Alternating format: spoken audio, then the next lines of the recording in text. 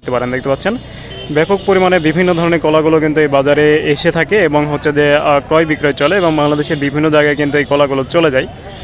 আর এখানে কিন্তু হচ্ছে যে মানিক কলা, তারপরে চাপা কলা, জিন কলা, আনাজি কলা, এই ধরনের বিভিন্ন ধরনের কলাগুলো কিন্তু এই বাজারে জমে।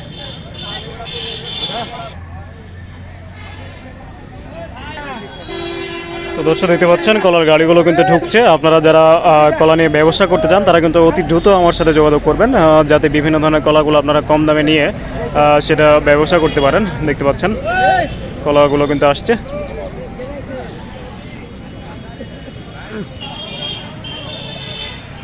কলা নিয়ে আসলেন বিক্রি করার জন্য নাকি? কি কি কলা নিয়ে আসলেন? কি কি কলা নিয়ে আসলেন?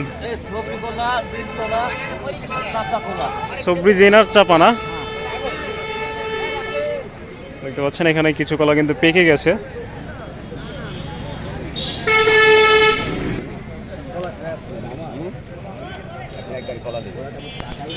কলা তো বাকি গেছে,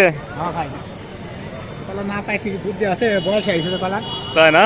কলা ভাই কয়টা আছে মোটে ম্যানেজ দি বড় ছোট ভাই